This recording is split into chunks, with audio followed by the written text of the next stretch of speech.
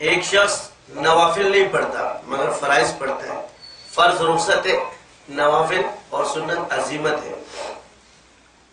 تو اگر ایک شخص کہتے تم نے یہ نفل ہر صورت پڑھنے تو یہ بدعتی ہو گیا، کیونکہ حضور نے جب تک تاکید نہیں کی تو تم نے تاکید کس دلیل سے کی؟ تیری تاکید ترغیب کو تاکید کرنا یہ بدعت کہلایا،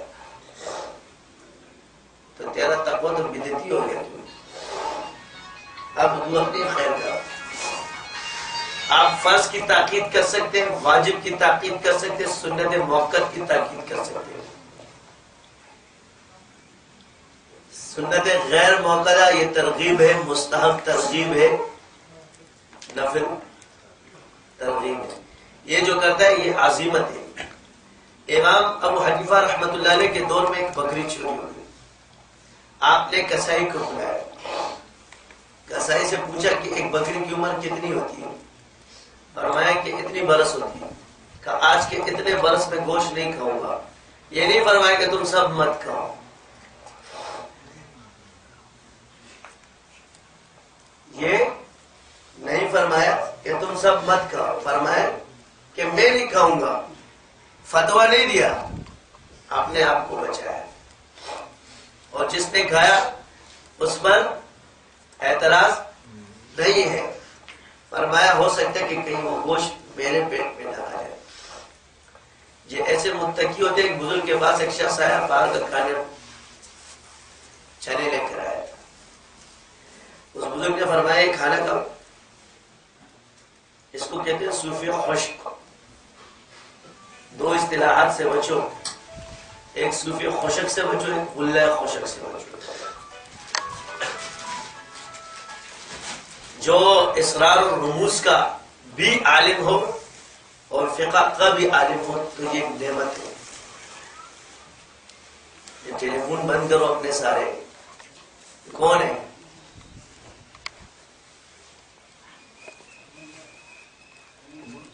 تو کیا بات چل رہی؟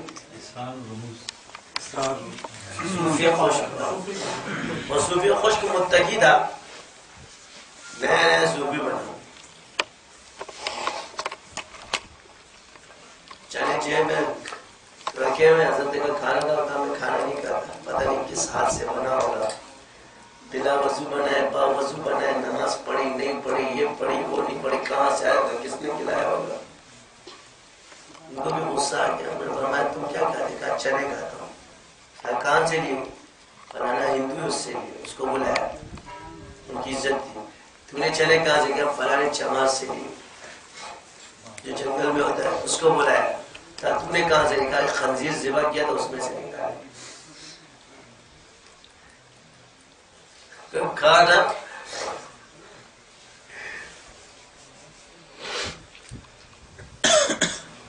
کھا بڑا متقی بنتا ہے. یہ پیچھے سے جب جاؤ گے نا تو پیچھے سے ہر چیز ٹیڑھی نظر آئے گی. سامنے دیکھو کیا ہے، حلال ہے حلال ہے. تم تحقیق کرتے جی فلا تجسس، کہاں سے آیا ہوگا، کیا کماتے ہو، کیسے کھاتے ہو، بڑا آیا ہو، کیسے کھاتے. یہ بھی رعایا میں آئے گا. کسی مسلمان کے 50 لوگوں سے اسے پوچھتے آپ کیا کرتے ہو، اس کی پردہ داری نہیں. متقی صاحب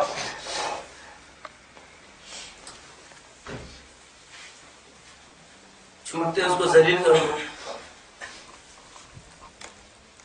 نہیں کھانا کسی اور کو دے دو. حضرت امام لاہوری رحمۃ اللہ علیہ کو آزمانے کے لیے ایک شخص نے حلال جب کھلانا ہونا تو یہ آیات یاد رکھنا، والخبیثات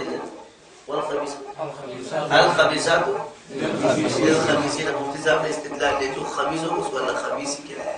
ٹینشن نہیں ہو، جو حلال کھانے کا تھا اللہ حلال ہی کھلایا. وہم کا علاج حضرت کی کتاب ہے. یہ وہم ہے، یہ تقویٰ نہیں ہے. اس کو کہتے ہیں وہمی. انہوں نے وہم کا نام تقویٰ رکھا ہوا ہے، پرہیزگاری رکھا ہوا ہے.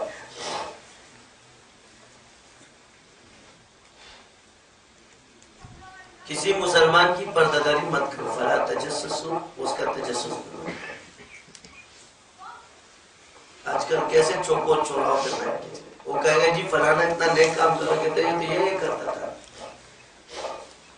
کتاب پڑھا رہے ہو جھوٹ بول کے شرم نہیں آتی؟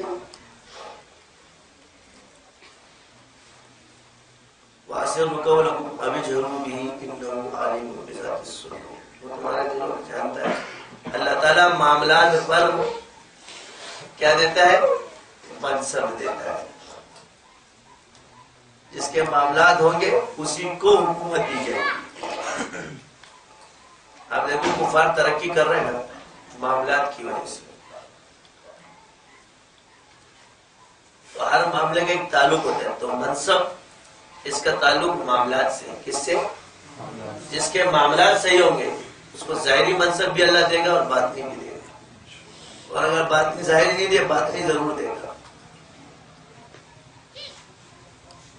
اس کے معاملات سیدھے ہونے چاہیے، صاف ستھرا کلیئر، اور باقی جو عبادتیں ہیں وہ تو کرتا ہے، جب اس کے معاملات اچھے ہیں تو جب پیٹ میں حلال جائے گا تو اس کے اعمال قبول ہے نا، تو پھر اس کا ذرا عمل بھی بہت ہے، اور جس کے پیٹ میں حرام جا رہا ہے اس کا زیادہ عمل بھی تھوڑا ہے۔ بارہا چار چیزیں ایسی ہیں جو انسان کا بیڑا غرق کرتی ہیں۔ ایک بد عقیدگی، دوسرا غیبت، تیسرا حسد، اور چوتھا عمل یعنی معاملات، لین دین، وعدہ خلافی، پیسہ گانا، روکڑا گانا، حقوق العباد میں جو بھی چیز ہے یہ معاملات میں آتی۔ اب بعض لوگ کہیں گے جی ہم کیسے کر لیں، ہم نے تو کیا، تو توبہ کر لو اور ارادہ کر لو، اور ارادہ ایسا نہیں دینے کی نیت کرنا۔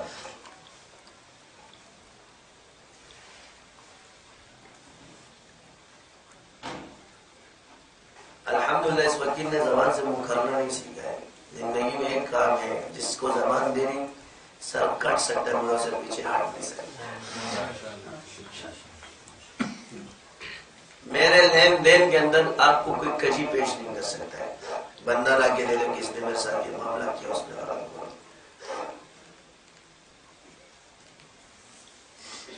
اور یہی میں اپنے شاگردوں کے اندر بھی دیکھنا چاہتا ہوں۔ دوسری میں نے بلا تحقیق بات نہیں کرتا، جب تک اس تحقیق تک نہ پہنچوں تب اس کو بولتا ہوں، صاحب معاملہ سے پوچھتا ہوں،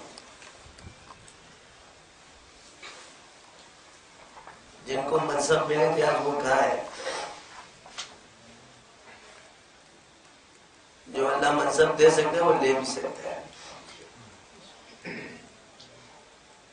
ایک شخص کو سمندر سے پانی مل رہا ہے، وہ سمندر سے اس کا راستہ بند ہو جائے، وہ کہتا ہے میرے پاس ابھی بھی پانی نہیں۔ عقل بنتی ہے اس چیز کو؟ اللہ صاف آیت ہے، صاف، یہ یاد رکھنا۔ خواجہ باقی باللہ رحمۃ اللہ نے فرمایا جو شخص اپنے شیخ سے بدگمان ہو جائے، پہلے تحقیق کرو، میں نے پہلے ہی بولا ذات میں پڑھو گے پھنس جاؤ گے۔ اللہ تعالیٰ اس میں دو کتے ایسے مسلط کر دیتا ہے جو ساری زندگی اس کو تنگ کرتے رہتے ہیں۔ یہ وجہ یہ نہیں ہے کیونکہ یہ شیخ اس نے اللہ تعالیٰ کی جو عطا ہے اس کو، آج ایک آدمی کو ایک بشارت یا ایک خواب نظر آتا ہے شیطانی، اس پہ یہ ہزاروں مبشر، یہ اس کا ایک خواب ہے، کیا ہے؟ جو حضور کے خواب ہے۔ اگر اس پر میں کتاب لکھ دوں نا تو 1000 صفحے سے زیادہ کتاب بن جائے گی، صرف آپ علیہ السلام کی بشارت جن لوگوں کو ہوئی ہے۔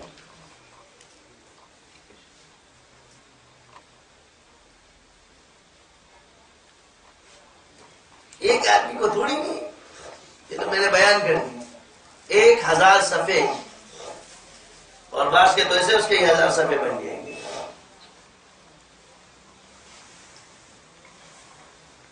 اگر اللہ کو قابل قبول نہ ہوتا نا تو اللہ کام نہ، اللہ اپنے کاموں میں کسی کا محتاج نہیں ہے۔ یہ شخصیت تم بناتے ہو، یہ اللہ